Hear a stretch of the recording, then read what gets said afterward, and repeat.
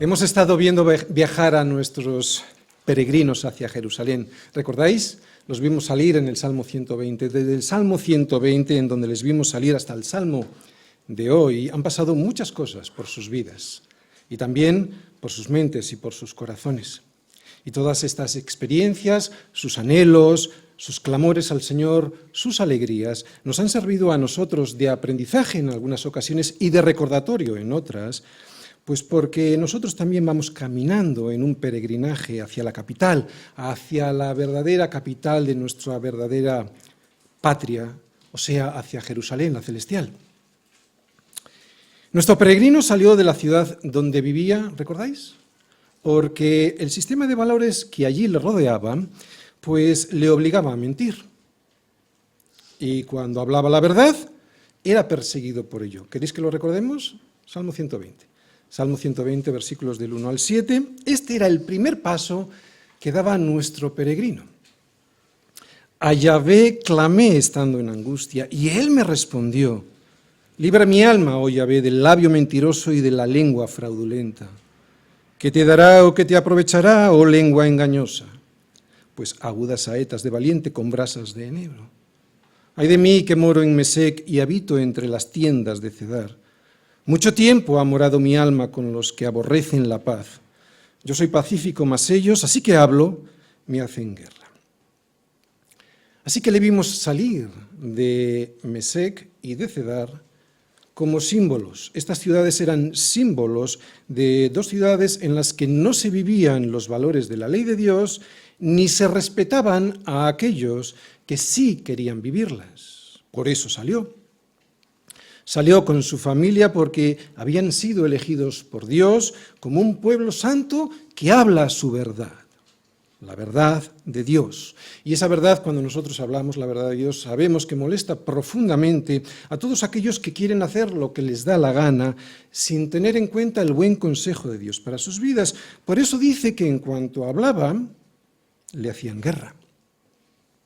Y muchas veces a nosotros nos pasa igual porque somos sal y luz. Somos sal y luz, por eso a veces nos hacen guerra. Y es que la sal en la herida escuece, aunque limpia y conserva de la putrefacción, y la luz pues muestra todo aquello que tenemos que quitar porque estorba y también muestra el camino por el que hay que andar para no tropezar y caer. Por eso en cuanto hablas de Cristo, la verdad que es Cristo, muchas veces encuentras tal oposición que te hacen guerra en el trabajo, en la escuela, a veces en tu propia casa cuando no son cristianos, ¿no? Y es terrible ver cómo el hombre desprecia esta sabiduría de Dios de la que nosotros hablamos. Así que salieron porque les perseguían y porque necesitaban encontrarse con Dios y con sus santos, o sea, con sus hermanos, para poder tener comunión en el templo del Señor. Aunque en realidad esta persecución es algo que siempre se ha dado en cualquier época y lugar, desde el principio de los tiempos. Es una situación muy parecida a los tiempos de hoy, porque desear vivir según el consejo de Dios y querer tener comunión con sus hijos, eso es algo que poca gente busca, poca gente quiere, poca gente anhela. Y eso es lo que han conseguido por fin nuestros peregrinos, llegar hasta Jerusalén para tener comunión con Dios y con el resto de los peregrinos en el templo del Señor. Tendrán que volver a Mesec y a Cedar, porque tienen que ser sal y luz allí. Pero ahora están en donde anhelaban estar y donde Dios les había mandado ir, al templo para tener comunión con Él, con Dios y con el resto de sus hermanos. Pues así es la Iglesia para nosotros. Nuestro peregrino ha llegado hasta Jerusalén, nuestro peregrino ya ha entrado en el templo y con él sus familiares y sus amigos y les dice, Salmo 133, mirad cuán bueno y cuán delicioso es habitar los hermanos juntos en armonía. Es como el buen óleo sobre la cabeza, el cual desciende sobre la barba de Aarón, y baja hasta el borde de sus vestiduras, como el rocío de Hermón que desciende sobre los montes de Sión. Porque allí envía Yahvé bendición y vida eterna. Bien, vamos a recordar en síntesis lo que este peregrino y todos sus familiares y amigos han tenido que pasar para poder llegar hasta el templo, ¿no? Y poder decir ahora, con esta expresión de alegría: mirad cuán bueno y cuán delicioso es habitar los hermanos juntos en armonía. Y al recordarlo de esta manera, de una manera sintética, podremos ver la evolución que tiene cualquiera de nosotros, cualquier persona que quiere ser un peregrino, o sea, cualquiera que anhela estar en la presencia de Dios y que anhela también tener comunión con sus hermanos en la fe. Fíjate, porque un hijo de Dios es alguien que, primer paso, es alguien que sale de su ciudad, y evidentemente estamos hablando metafóricamente, ¿de acuerdo? Sale de su ciudad porque el sistema de valores en el que vive le agobia. Por eso, segundo paso, lo que hace es confiar en el Señor. Y tercero, claro, camina alegre hacia Jerusalén. Cuarto, mientras camina, ¿recordáis? Miraba a las manos de su Señor para saber cuáles eran sus indicaciones y obedecerlas. Y también, quinto paso, le agradece por su cuidado, porque por el camino hacia Jerusalén ha descubierto que hay un ladrón, hay un cazador poniendo trampas para que caiga y no llegue. Pero gracias a su cuidado, al cuidado del Señor, él sabe que puede llegar. ¿Por qué? Sexto paso, porque es como el monte de Sión, firme, estable, sabiendo que siempre estará a su alrededor, ¿quién? Unos montes que le protegen, el Señor protegiéndole, aunque, séptimo paso, a veces este Señor le mantiene bajo presión para que su fe salga fortalecida. Por eso, esta tensión hace que esté libre, sí, ya, pero todavía no. Por eso, en el octavo paso, hace que el Señor, o mejor dicho, Él, que siga confiando, tiene que seguir confiando en el Señor, porque sin la ayuda de Dios, eso es lo que veíamos en el octavo paso, sin la ayuda de Dios nada se puede conseguir en este mundo, nada que permanezca para siempre, nada que sea verdaderamente válido. Y noveno paso, esta ayuda de Dios, la veíamos en el noveno paso, solo se la da ¿a quién? A los que le temen. Y temer a Dios, recordamos, era respetarle, teniendo en cuenta sus consejos. Por eso solo hay dos caminos. El primero de ellos lo veíamos en el paso 10, aquel que eligen los que no le temen, y esos lo que recibirán en el día del juicio será su justicia, la justicia de Dios. Y el paso 11, aquel camino que eligen los que le temen al Señor. Y esos los que recibirán ya aquí, lo que recibirán ya aquí, es el amor de Dios a través de la misericordia del perdón. Por eso, paso 12, lo primero que aprende alguien que reconoce que necesita ser perdonado es humildad. Este era ese paso, el 12, para llegar al paso 13, porque solo el que es humilde podrá entrar en la presencia de Dios para ser escuchado por Él y tener comunión con el Señor. Eso es lo que veíamos en el último paso en el Salmo 132. Por eso ahora puede entrar nuestro peregrino con sus familiares y amigos en el templo. Por eso era necesario para él este camino, aprender tantas cosas. Por eso era necesario y es necesario este peregrinaje también para nosotros, un caminar hacia Jerusalén, la celestial. Recordemos que muchos de los peregrinos que habían llegado a Jerusalén venían de muchas partes del mundo, venían desde lejos, venían desde todo el orbe conocido en aquel tiempo, ¿no? Y no solo deseaban estar reunidos para obedecer un mandato del Señor. ¿Cuál era ese mandato? Pues cumplir con las fiestas. No solo era un mandato, no solo tenían que cumplir un mandato, sino también deseaban estar juntos, porque durante mucho tiempo estos peregrinos que estamos viendo habían estado sufriendo la persecución entre los no creyentes. Para ellos era una experiencia alegre reunirse con su propio pueblo para adorar a Dios todos juntos en armonía. Pero hay algo más. No solo se trata de alegría, que también, cuando nos reunimos nosotros, sino que, como nos dice el Salmo, resulta que la Iglesia es el sitio donde el Señor manda como una orden. No solo envía, luego lo veremos esto en profundidad, no solo envía, sino que manda como una orden, una bendición que produce vida eterna. Como digo, al analizar el Salmo versículo a versículo veremos esto en profundidad, pero os adelanto que esta comunión de unos con otros en la Iglesia no solo nos protege contra las amenazas del exterior, y ya sabemos cómo se manifiestan en nuestros días esas amenazas del exterior, ¿no? En nuestro caso, a través de la influencia del sistema de valores de este mundo que se cuela por la televisión o también se cuela por los partidos políticos o en muchos colegios, o a través de las ideologías de las filosofías, ¿no? Que son contrarias a la ley de Dios. No, no solo nos protege contra eso, sino que la comunión en la Iglesia nos protege contra la destrucción que a veces nos ocasionamos nosotros a nosotros mismos. O sea, que nos protege especialmente del egoísmo. Por eso, ¿sabes por qué debes de ser parte de la Iglesia?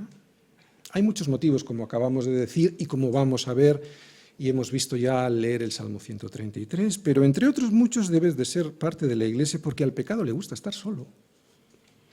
Al pecado le gusta estar solo. A cualquier tipo de pecado. Salmos 133.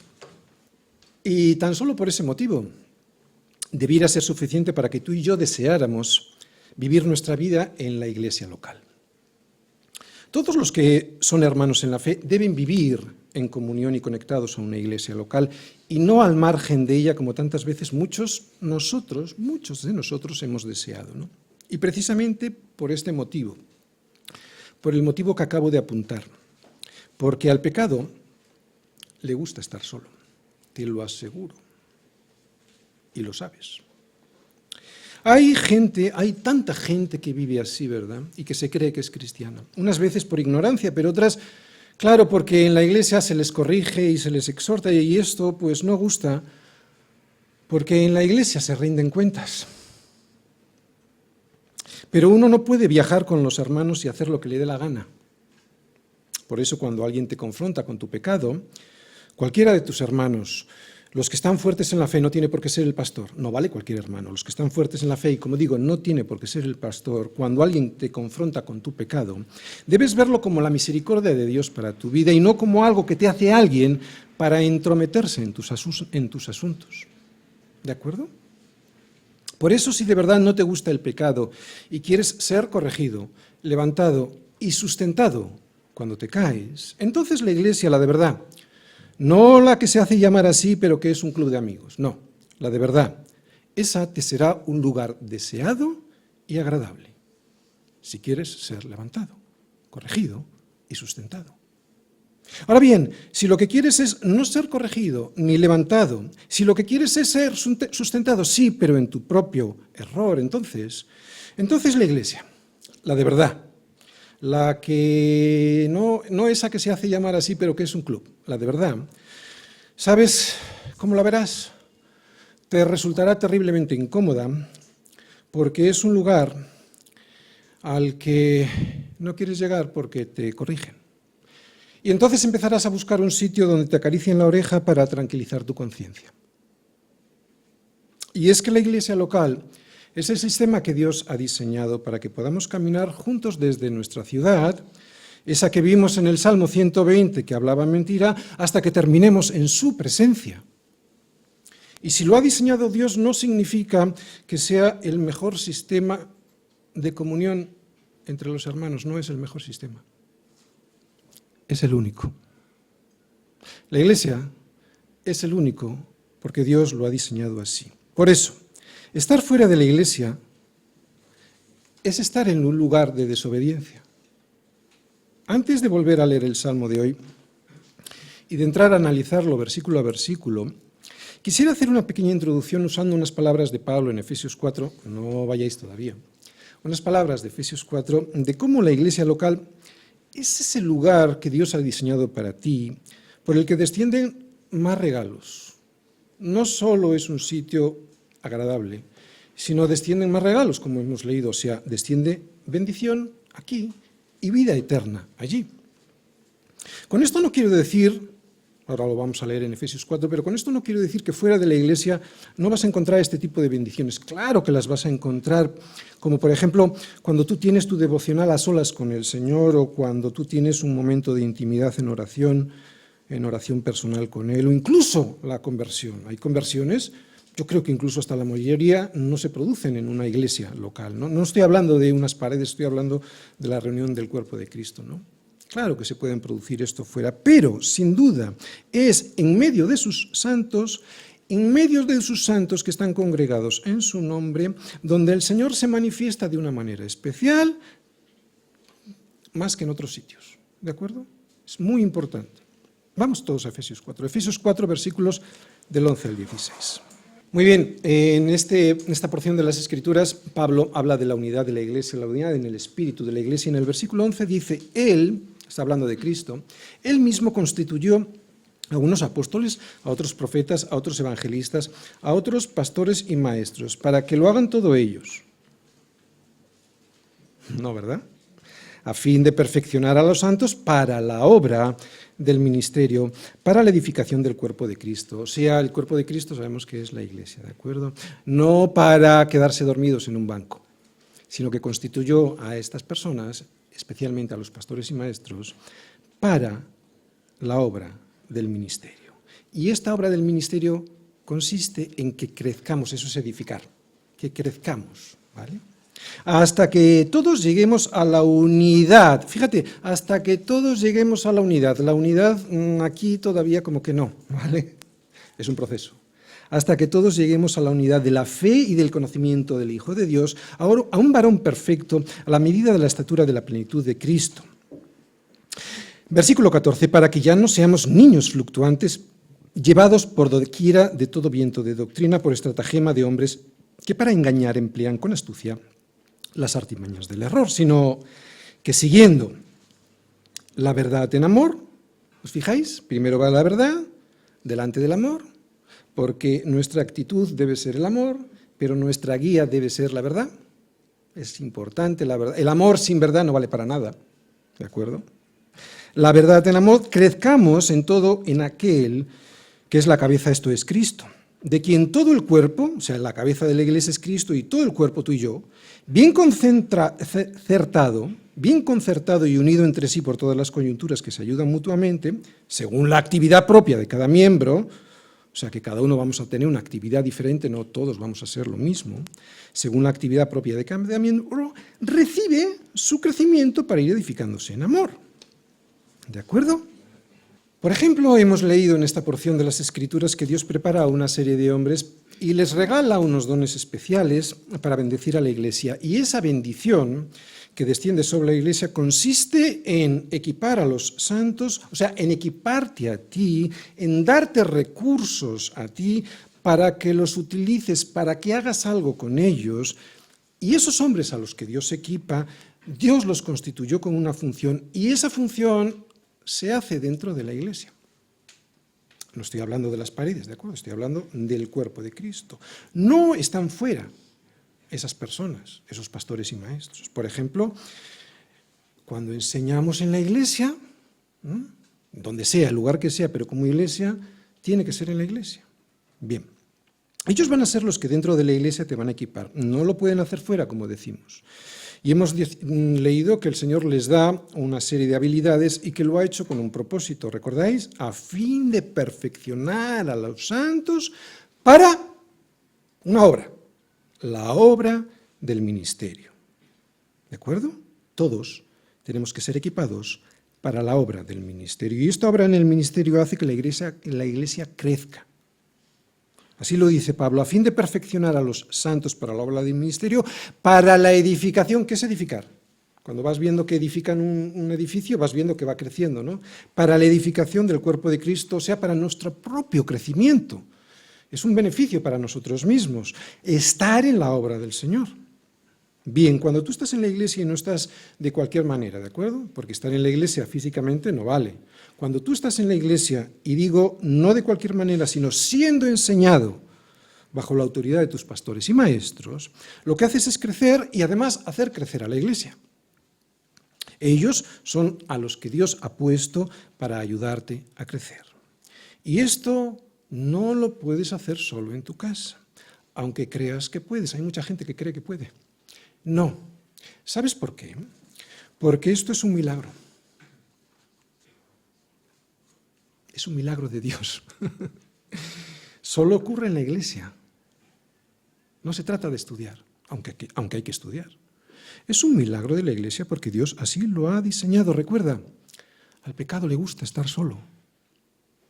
Pero haces algo más. Cuando estás siendo enseñado para la obra del ministerio, sea este el ministerio que sea, te estás protegiendo contra lo peor de ti, contra el egoísmo. ¿Sabes por qué? Porque en la iglesia se viene a dar y a dar. Un miembro de un cuerpo lo que hace a otro miembro del cuerpo es ayudarle. Cuando a mí me pica aquí la mano,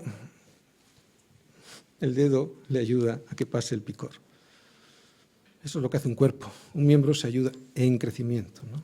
Para el propósito de crecer. Los dones con los que Dios equipa a la Iglesia no son para que los ejerzamos y los disfrutemos cada uno en nuestra casa, sino que son para que los pongamos en común y hagamos que la Iglesia, como digo, crezca. Fíjate otra vez cómo lo dice Pablo. Cristo, de quien todo, lo hemos leído, Cristo, de quien todo el cuerpo, o sea, la Iglesia, bien concertado y unido entre sí por todas las coyunturas, que se ayudan mutuamente, según la actividad propia de cada miembro, recibe su crecimiento para ir edificándose en amor. ¿Sabéis cuáles son las personas que en cualquier cuerpo, en cualquier iglesia, por lo tanto, están más protegidas contra la amenaza del doble ánimo que a todos siempre nos persigue? Pues aquellas que se han sometido al servicio del ministerio que Dios les ha encargado. Los que más estamos protegidos somos aquellos que nos hemos sometido, que nos hemos rendido al servicio del ministerio que Dios nos ha dado, sea cual fuere: barrer, preparar las reuniones, predicar, dirigir una célula, dirigir los jóvenes, dirigir la escuelita bíblica, cualquier cosa. Estas personas son las que crecen. Estas personas son las que están equipadas para la obra del ministerio, para la edificación del cuerpo de Cristo, equipadas por sus pastores y maestros, y unidos entre sí por todas las coyunturas que se ayudan mutuamente, según la actividad propia de cada miembro, para crecer, porque ellos son los que reciben el crecimiento. Lo dice Pablo, ¿no? Ellos son los que crecen y los que hacen crecer a la Iglesia. ¡Qué privilegio! Por eso una mano recibe la bendición de los ojos y del pie, y el dedo de una mano recibe la bendición de los dedos de la otra mano, y esto con el propósito, como digo, de ir creciendo, de ir edificándose en amor. Bien, así que si no estás sembrado de verdad en la iglesia, en una iglesia local, ¿sabes lo que te estás haciendo a ti mismo? Te estás robando. Te estás quitando a ti mismo la bendición, te estás autoexcluyendo de los beneficios que Dios quiere darte a través de la Iglesia. No podemos vivir separados de la Iglesia como algunos tienen por costumbre. ¿Por qué? Lo acabamos de leer, Salmos 133. Mirad cuán bueno y cuán delicioso es habitar los hermanos juntos en armonía. Es como el buen óleo sobre la cabeza, el cual desciende sobre la barba de Aarón, y baja hasta el borde de sus vestiduras. Como el rocío de Hermón, que desciende sobre los montes de Sión. ¿Por qué? Porque allí envía Yahvé bendición y vida eterna. Bien, en este salmo encuentro el siguiente esquema. Primero, una enseñanza, versículo 1. Segundo, dos ilustraciones, versículo 2 y la primera parte del versículo 3 y el propósito de esa enseñanza, segunda parte del versículo 3. Comenzamos. ¿La enseñanza cuál es? Pues que la unidad en armonía es buena y deliciosa, versículo 1. Mirad cuán bueno y cuán delicioso es habitar los hermanos juntos en armonía. Mirad, eso es lo que le dice el salmista a sus familiares y amigos en cuanto entran al templo del Señor. Mirad, ¿no? Después de todo lo que hemos sido perseguidos, mirad cuán bueno y cuán delicioso es habitar los hermanos juntos en armonía. Bien, sabemos que este es un salmo gradual, por lo tanto fue un salmo escogido para conformar esta pequeña serie de 15 salmos que nos muestran el caminar de un peregrino hacia el templo de Jerusalén. Pero parece que este salmo fue escrito por David, como pone ahí en el título de muchas Biblias, seguro que os pone Salmo de David. Y a lo que probablemente él se está refiriendo aquí, David, es a la bendición que significa estar juntos y no divididos, o sea, todos bajo un mismo propósito. ¿Cuál podría ser el contexto histórico para que David escriba lo que escribe? Bueno, pues muy probablemente el siguiente. Hay que recordar que a David le costó mucho tiempo, muchos años de guerra y de divisiones, poder unificar a la nación bajo su reinado. Así que nadie mejor que él para percibir estos desastres que generan, pues, la división de un mismo pueblo, ¿no? El estar divididos en peleas internas y sin tener un propósito de vida en común. David, después de haber sido reconocido por todas las tribus de Israel como rey, y gracias a esta unidad pudo hacer muchas cosas que antes estaban abandonadas o que no se habían ni siquiera intentado. Como por ejemplo establecer la ciudad de Jerusalén como el centro de adoración de toda la nación. Antes estaban todos desperdigados, ahora estaban en Jerusalén. O traer el arca a Jerusalén, o prepararle a su hijo Salomón todo lo necesario para que él edificara el templo, organizar el sistema de adoración de los levitas, etcétera, tantas cosas. Así que aunque él empezó la prosperidad financiera que luego incrementó Salomón, lo más importante que ocurrió en el reinado de David fue que incrementó la piedad y la adoración a Dios. Y es que ahora las 12 tribus podían convivir juntas y sin que hubiera guerras entre ellos.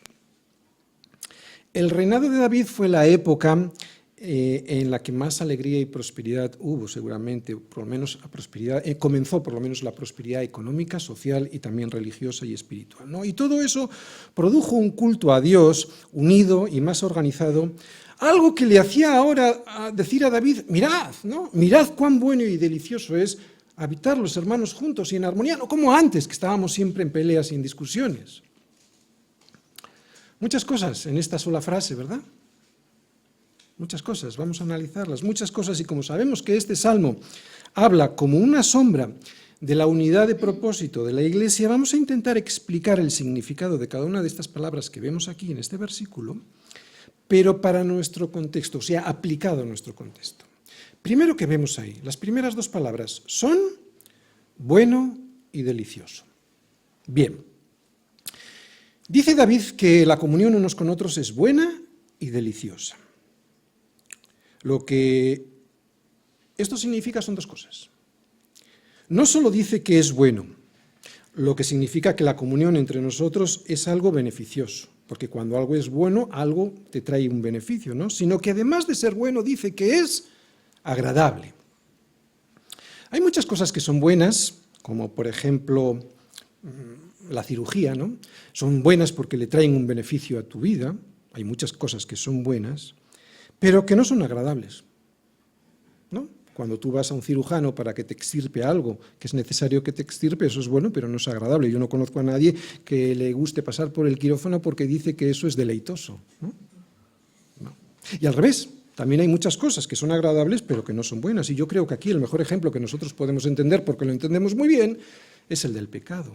El pecado puede ser, y de hecho casi siempre lo es, muy agradable, pero resulta muy malo para nuestra vida.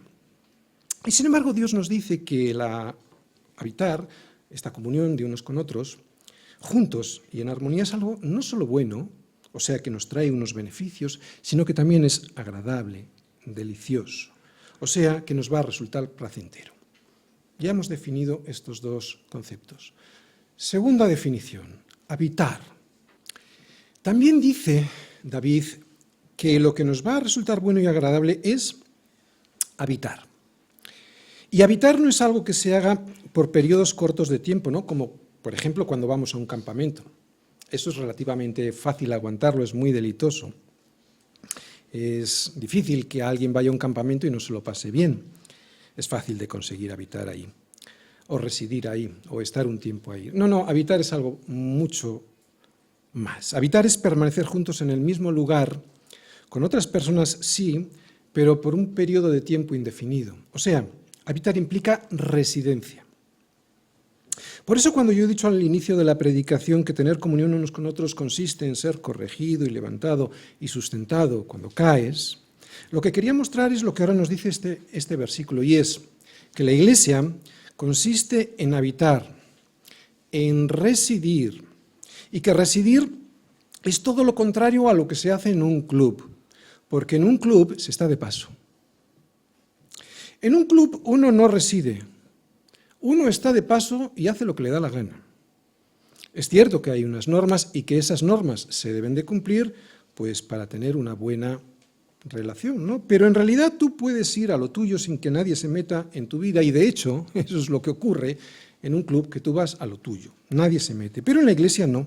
En la iglesia no es posible porque en la iglesia hay una comunión en habitación, habitar, en habitación, o sea, residencia. Y esto cuando en una iglesia se consigue es una bendición. Es una bendición del cielo, viene del cielo. Esta unidad en comunión resulta un milagro en esta sociedad en la que cada uno va a lo suyo. Cuando tú ves esto en una iglesia, sabes que esto viene del cielo, sabes que esto no es normal. Tercero que vemos, juntos, en armonía. También dice que es bueno y delicioso para los hermanos habitar juntos en armonía. Muy bien, esta palabra es la misma. En el español nos la ponen de dos maneras, muy probablemente porque la palabra en hebreo, que es yahad, esa palabra en el original hebreo viene dos veces, ¿de acuerdo? Muy probablemente nos la ponen así para que veamos que esa palabra en el original hebreo no solo es juntos, de manera física, sino que habla de una unidad en armonía, ¿de acuerdo? Bien, así como puede haber diferentes instrumentos en una orquesta, y de hecho los hay, y es bueno que los haya, porque si no, no es una orquesta, siendo todos ellos diferentes, todos los instrumentos diferentes, todos tocan una misma partitura para conseguir entre todos el mismo resultado deseado y armonioso, una armoniosa melodía o sinfonía. Pues es esto nuestro Dios es así, nuestro Dios es un Dios de orden y de paz, de armonía. Dios no es un Dios de desorden ni de guerra, sino de orden y de paz. Cuando no hay un mismo sentir en la comunión, no puede haber juntos en armonía. Es entonces cuando la convivencia se vuelve desagradable. Y si persiste mucho tiempo esta desunión, o sea, esta falta de armonía, es cuando ya resulta imposible llevar a cabo nuestro propósito, o sea, el propósito para el cual la Iglesia fue llamada, ¿no? Por eso, en estos casos, cuando después de un tiempo de intentar habitar en amor, en un mismo lugar, para llevar a cabo un mismo proyecto de convivencia, si no se consigue, lo mejor es hacer lo que hizo Abraham con Lot. ¿Lo recordáis? Vamos a Génesis.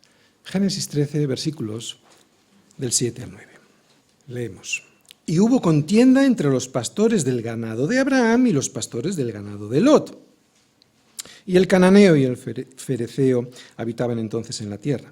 Ellos estaban habitando en la tierra de estos. Entonces Abraham le dijo a Lot, no haya ahora altercado entre nosotros dos, entre mis pastores y los tuyos. ¿Por qué? Porque somos hermanos. ¿No está toda la tierra delante de ti? Bueno, yo te ruego que te apartes de mí.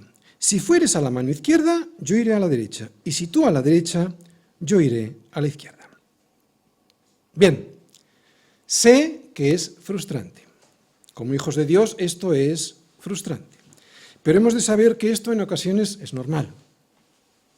Que solo cuando lleguemos a tener un cuerpo glorificado, tendremos esa unidad en la perfección que aquí, debido al pecado, pues no siempre es posible conservar. Hay que intentarlo, pero no siempre es posible conservar. Y no pasa nada. ¿De acuerdo? Bien, aún así, aquí tenemos que hacer un esfuerzo para hacer esta unidad, no tanto para hacerla, sino para conservarla. ¿Hasta cuándo? Hasta que lleguemos a Jerusalén, la celestial. Allí ya se nos dará hecha, ya no tendremos estos problemas. Y el esfuerzo que tenemos que hacer en el espíritu, no en la carne, en el espíritu nos lo muestra Pablo en las siguientes palabras. Ahora vamos a ir a Efesios 4 otra vez. Nos lo muestra Pablo en las siguientes palabras. Son unas palabras que hablan de guardar algo. No hablan de crear algo, habla de guardar algo. Y este guardar algo va a ser importante que lo recordemos cuando veamos las dos ilustraciones que ahora vienen en el Salmo, ¿de acuerdo? Es importante que lo recordemos y ya os adelanto lo que significa. Que nosotros no podemos crear la unidad, nosotros solo podemos conservarla, ¿de acuerdo? Venga, vamos a Efesios. Efesios 4, pero ahora los primeros 6 versículos. Dice así Pablo, yo pues, preso en el Señor, os ruego que andéis como es digno de la vocación con que fuisteis llamados, con toda humildad y mansedumbre, soportándoos con paciencia los unos a los otros en amor, solícitos en guardar la unidad del Espíritu, en guardar algo que te ha sido dado, en guardar la unidad del Espíritu en el vínculo de la paz, un cuerpo y un espíritu, como fuisteis también llamados, en una misma esperanza de vuestra vocación, un Señor, una fe, un bautismo, un Dios y Padre de todos, el cual es sobre todos y por todos y en todos. Bien, esta unidad que le pide Pablo a los efesios, esta unidad que nos pide Pablo, y que debe estar basada en la verdad, es muy importante, la unidad debe estar basada siempre en la verdad, porque últimamente, especialmente con toda esta moda del ecumenismo, pretende la gente, los cristianos, los que están mal enfocados, una unidad basada en un sentimiento de unidad. No, la unidad, como nos hablaba Pablo, tiene que estar basada en un Señor, en Jesucristo, en la verdad que es el Señor, ¿de acuerdo?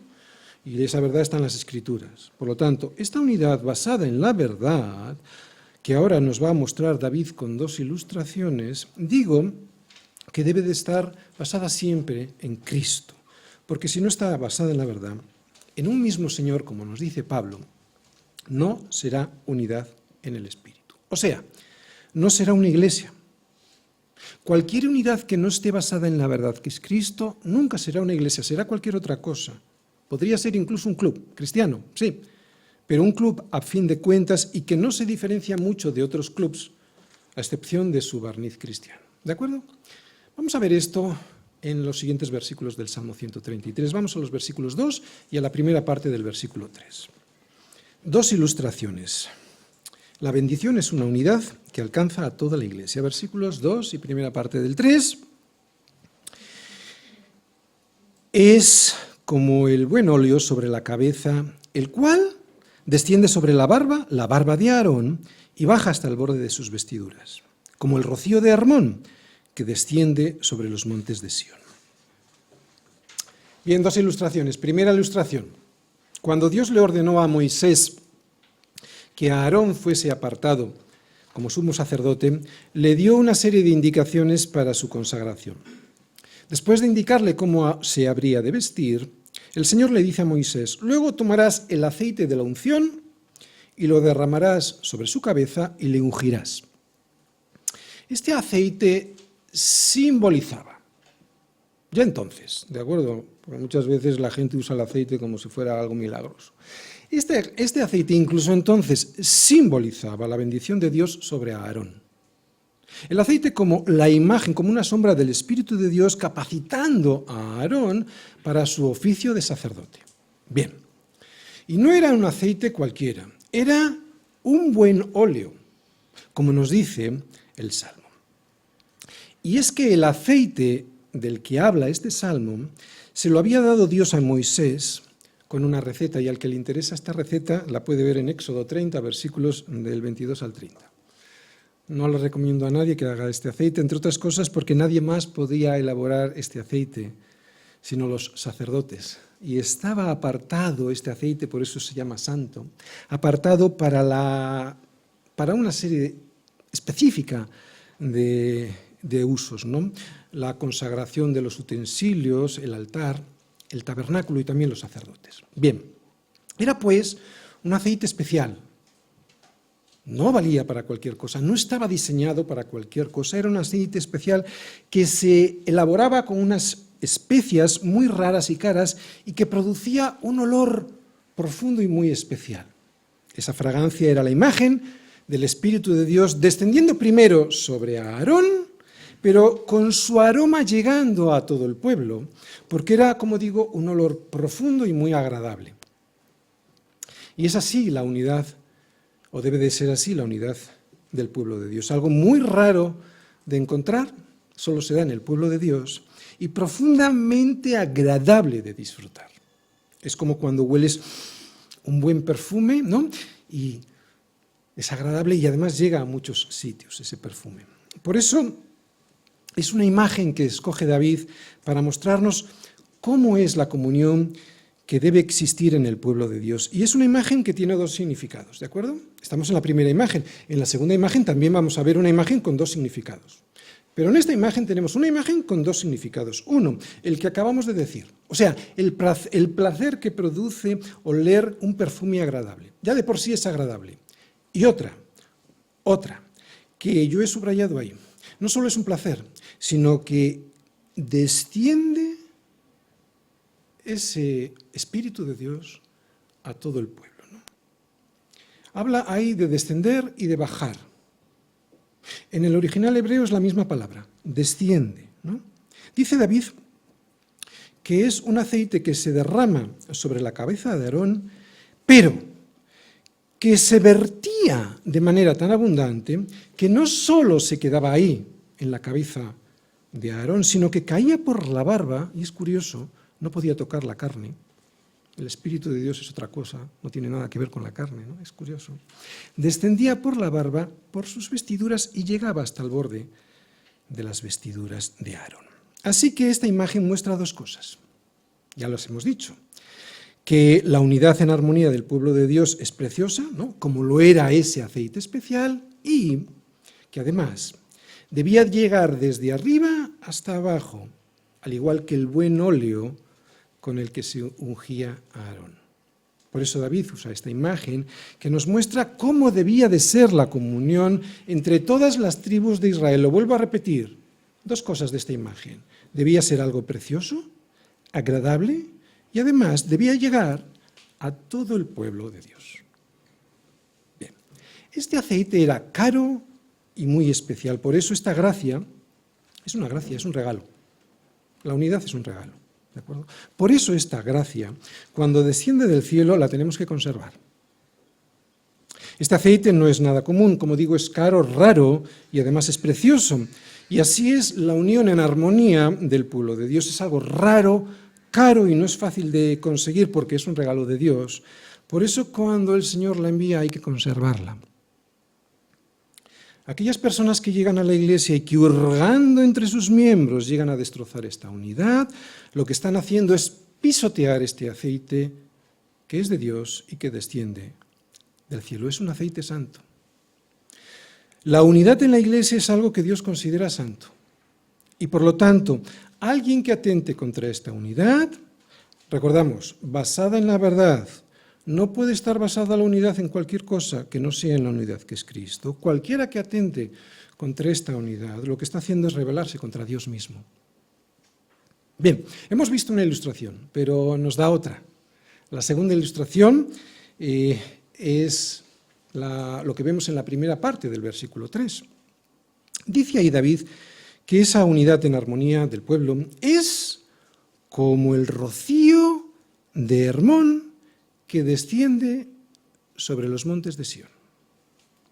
Es como el rocío de Hermón, es un monte, ahora lo vamos a ver, es como el rocío de Hermón que desciende sobre los montes de Sión. Bien, Hermón es un monte de Israel, es el monte más alto de Israel y está a unos 300 kilómetros al norte de Sión. 300 kilómetros. Sus cumbres casi siempre están cubiertas de nieve y es la humedad que se produce en su base la que subiendo hacia arriba llega, y allí arriba, esa humedad, se produce un rocío, es arriba donde se produce este rocío del que habla el Salmo. Es un rocío que dicen los que saben de esto, que es muy denso y muy rico, y que vuelve a descender sobre las laderas del monte y entonces llena de fertilidad esas tierras que están en la base de la montaña. Pero parece que a veces hay una corriente de aire frío que recorre esta cordillera, porque es una cordillera en la cual el monte de Hermón es el más alto, recorre el monte de Hermón esta cordillera de aire frío y traslada este vapor hacia el sur, en donde se encuentra el monte de Sión, depositando sobre Jerusalén todo ese rocío. Es una imagen que David recuerda porque le recuerda a algo. Por eso David usa esta imagen, porque cuando él veía venir a todas las tribus del norte, ¿recordáis? Le costó mucho unificar el reino.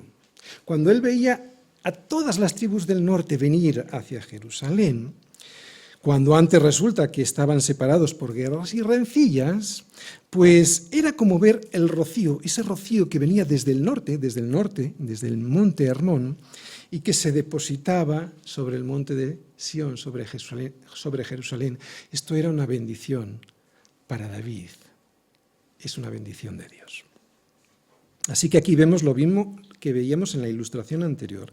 Dos palabras y dos conceptos. En este caso, el rocío, que es algo muy bueno, es algo precioso, especialmente en tierras desérticas, y también que desciende. No solo es un rocío bueno, sino que desciende a los montes de Sión, sobre Jerusalén.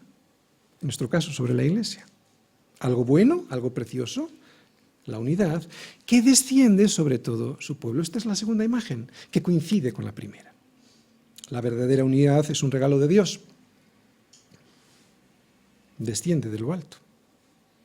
Tanto el buen óleo como el rocío de Hermón es algo que Dios hace descender del cielo, es algo que llega de lo alto, no es algo que nosotros podamos producir.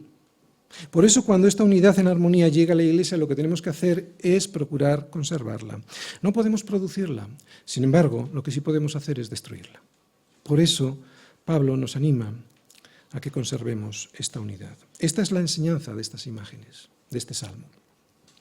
Que esta unidad que el hombre destruyó con el pecado, solo Dios la puede producir, es lo que nos muestran estos versículos. Solo Dios la puede producir y solo Dios es quien la hace descender sobre su pueblo para que su pueblo la disfrute. Y que nosotros, como decía Pablo en Efesios, lo que podemos hacer es ser solícitos en guardar esta unidad del Espíritu. No somos perfectos, por eso van a ocurrir las desavenencias, pero debemos ser solícitos en guardar aquello que Dios nos ha dado. Aunque todo esto, las desavenencias, digo, es bueno que ocurran de vez en cuando, a mí no me asustan porque, ¿sabéis?, nos ayudan a perfeccionarnos. El superar estas fricciones nos ayuda a pulir nuestras imperfecciones y nos lleva a más santidad. ¿De acuerdo? No pasa nada. Hay que entenderlo así, como algo para ir creciendo. Y aunque es cierto que el pastor tiene una función muy importante en la conservación de esta unidad, no es menos cierto, como vemos en el autor del libro de Hebreos, que necesita la colaboración del resto de la Iglesia para poder llevarla a cabo. A ver si me ayudáis, obedecer a vuestros pastores y sujetaos a ellos, porque ellos velan por vuestras almas, como quienes han de dar cuenta para que lo hagan con alegría y no quejándose, porque esto, si no lo hace con la alegría y se queja el pastor, esto no os es provechoso. Bien. ¿Y por qué es tan buena esta unión en armonía en la Iglesia? ¿Por qué hay que conservar esta bendición y que, como toda bendición, viene del cielo? Bien, pues porque es allí donde envía el Señor bendición y vida eterna. Versículo 3, segunda parte. El propósito de la unidad en armonía, ¿cuál es? Pues bendición y vida eterna. En versículo 3, segunda parte.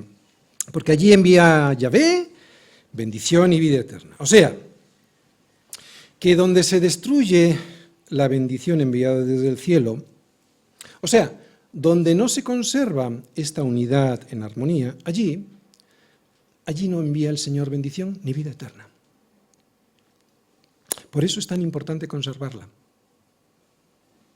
Por eso yo me afano tanto en tenerla, aunque eso nos ocasione en veces pues, ser menos miembros en la Iglesia. Pero es muy importante estar en un mismo sentir. La armonía en la Iglesia es fundamental para cumplir el propósito para el cual fue llamada la Iglesia.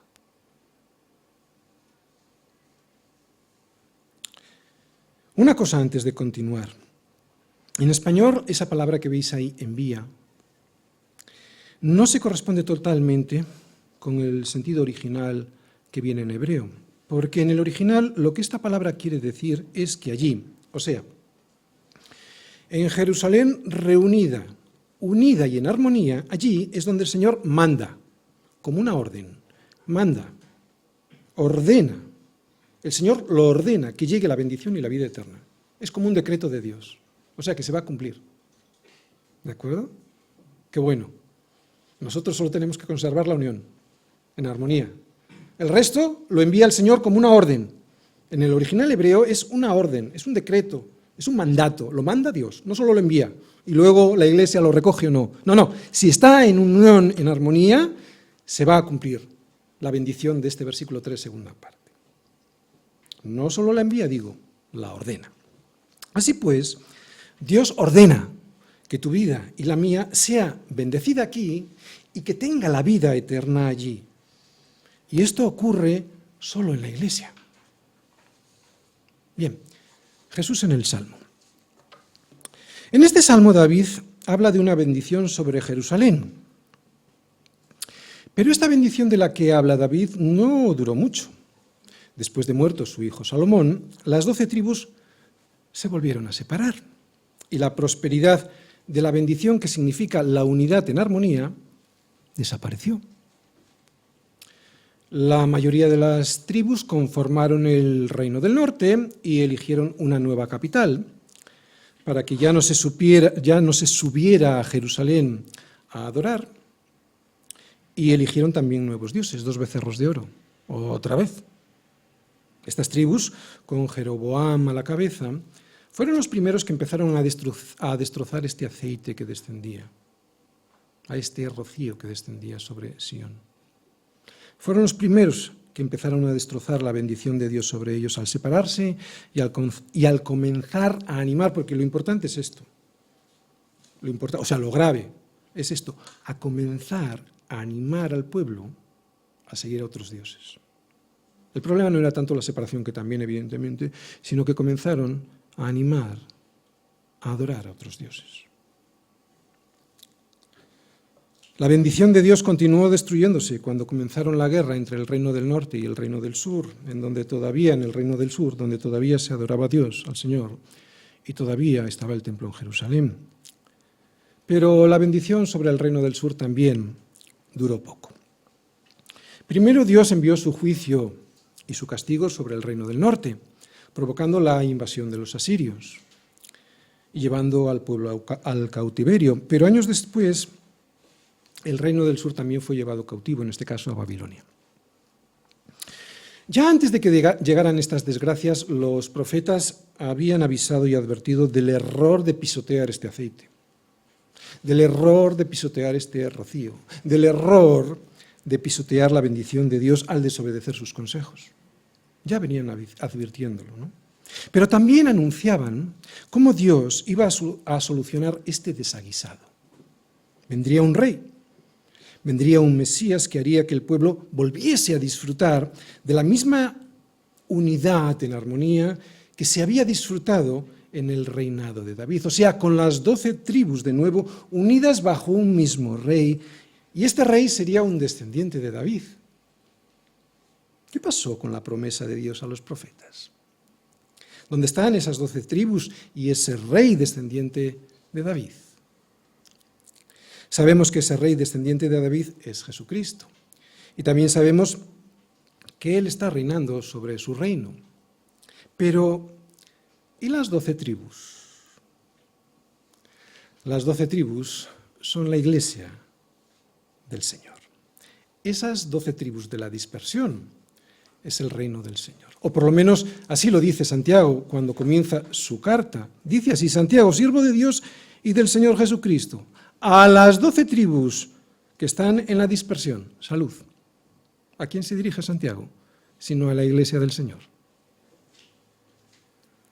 Así que al final este salmo se ha cumplido definitivamente en Cristo. La iglesia son esas 12 tribus reunidas y Cristo es el rey bajo el cual están reunidas en unidad y en armonía. Por eso, al igual que a Aarón, al que le fue derramado el buen óleo sobre su cabeza como sumo sacerdote, así nosotros también nos llega la bendición del Espíritu Santo. ¿Por qué? Pues porque Dios Padre, a la iglesia, cuya cabeza es Cristo, también le derrama de ese óleo, que es la unidad en el Espíritu de la que hablaba Pablo, y esa unidad en el Espíritu derramada desde el cielo es como el buen óleo sobre la cabeza de Jesucristo, que como nuestro sumo sacerdote nos gobierna en unidad. Unidos ya, aunque todavía no, ¿verdad? Esa es la tensión en la que tenemos todavía que vivir aquí por un periodo de tiempo, hasta que lleguemos a la perfección de un cuerpo glorificado con Jesucristo. Termino. Porque allí, en Jerusalén, envía el Señor bendición y vida eterna. Este es mi deseo. Mi deseo para nuestra iglesia es que lo que ocurría allí en Jerusalén, también ocurra aquí, en nuestra iglesia entre nosotros, aunque sea de una manera imperfecta.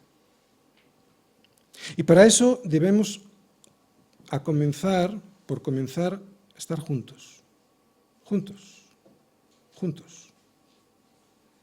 Y ya lo he dicho antes en el título. ¿Por qué? Porque al pecado le gusta estar solo.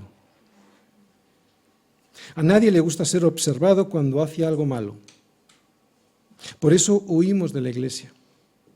A veces inconscientemente, pero otras veces de una manera consciente. Es por esto. Porque a nadie le gusta ser reprendido y exhortado. Lo entiendo, a nadie.